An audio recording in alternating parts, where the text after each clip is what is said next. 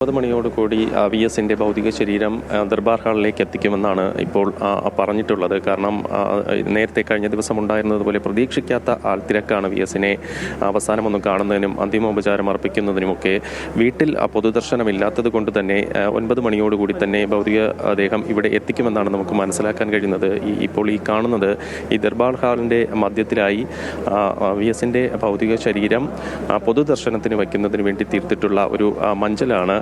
പൂ കൊണ്ട് അലങ്കരിച്ച് അത് VS-ന്റെ ഒരു പുഞ്ചിരിച്ച ചിത്രം, അതിൽ ഒരു രക്തഹാരം അർപ്പിച്ച് ഒരു മഞ്ചൽ തീർത്തിരിക്കുന്നു. ഇവിടെയാണ് VS-ന്റെ ഭൗതിക ശരീരം പൊതുദർശനത്തിനായി വയ്ക്കുക. ദർബാർ ഹാളിൻ്റെ ഒത്ത മധ്യത്തിലായാണ്. ദർബാർ ഹാളിനെ സംബന്ധിച്ചിടത്തോളം സെക്രട്ടേറിയറ്റിൻ്റെ മുഖ്യമന്ത്രിയുടെ ഓഫീസിന് തൊട്ട് സമീപത്തായി 2 ബ്ലോക്കുകൾക്കിടയിലാണ് ദർബാർ ഹാൾ സ്ഥിതി ചെയ്യുന്നത്. മുഖ്യമന്ത്രിയായിരുന്ന സമയത്തും പ്രതിപക്ഷ നേതാവായിരുന്ന സമയത്തുമൊക്കെ VS ധാരാളം പ്രധാനപ്പെട്ട പരിപാടികളിൽ പങ്കെടുത്ത ഒരു സ്ഥലം കൂടിയാണ് ദർബാർ ഹാൾ. അവിടെയാണ് അദ്ദേഹത്തിൻ്റെ ഭൗതികദേഹം 9 മണിയോടുകൂടി എത്തിക്കുക.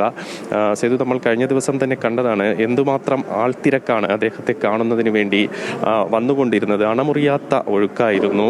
ആശുപത്രിയിലും അതിനുശേഷം AKG സെന്ററിലും രാത്രി വൈകുവോളം വീട്ടിലും തിരക്കുണ്ടായിരുന്നു. ആ തിരക്ക് ഇന്ന് അധികമാകാനുള്ള സാധ്യതയാണ്. കാരണം കഴിഞ്ഞ ദിവസങ്ങളിൽ ഉണ്ടായിരുന്നതിനേക്കാൾ കൂടുതൽ ആളുകൾ ഇങ്ങോട്ടേക്ക് എത്താനുള്ള സാധ്യതയുണ്ട്. അതുകൊണ്ട് തന്നെയാണ് ഇന്ന് 2 മണി വരെ പൊതുദർശനം ദർബാർ ഹാളിൽ ക്രമീകരിച്ചിരിക്കുന്നത്. 2 മണിക്ക് തന്നെ ആ പൊതുദർശനം അവസാനിപ്പിച്ച് ഇവിടെ നിന്ന് ആലപ്പുഴയിലേക്ക് ഭൗതികദേഹം കൊണ്ടുപോകാൻ കഴിയുമോ എന്ന കാര്യത്തിൽ സംശയമാണ്. കാരണം അത്രത്തോളം ജനത്തിരക്ക് ഉണ്ടാകാനുള്ള ഒരു സാഹചര്യം സ്വാഭാവികമായുമുണ്ട്. അതുകൊണ്ട് തന്നെ സെക്രട്ടേറിയറ്റ് പരിസരം വലിയ തരത്തിലുള്ള സുരക്ഷയും പോലീസിന്റെ വലിയ തരത്തിലുള്ള ഒരു വിന്യാസവും തീർത്തിട്ടുണ്ട്. വലിയ തരത്തിൽ അകത്തേക്ക് ആൾക്കാർ പ്രവേശിക്കുന്നതിനേക്കുള്ള നിയന്ത്രണം ഇപ്പോഴുണ്ട്. 9 മണിയോടുകൂടി സാധാരണക്കാർക്ക് ഉൾപ്പെടെ അദ്ദേഹത്തിന്റെ ഭൗതികദേഹം കാണുന്നതിനും അന്തിമോപചാരം അർപ്പിക്കുന്നതിനും കഴിയും. മുഖ്യമന്ത്രി ഉൾപ്പെടെയുള്ളവർക്ക് ഇരിക്കുന്നതിന് പ്രത്യേക വേദി ഒരുക്കിയിട്ടുണ്ട്. പ്രത്യേക ചെയറുകൾ അതിനുവേണ്ടി സജ്ജമാക്കിയിട്ടുണ്ട്. എന്തായാലും ദർബാർ ഹാളിനെ സംബന്ധിച്ചിടത്തോളം ഇവിടെ ഒരുക്കങ്ങൾ പൂർത്തിയായിട്ടുണ്ട്. 9 മണിയോടുകൂടി തന്നെ അദ്ദേഹത്തിന്റെ ഭൗതികദേഹം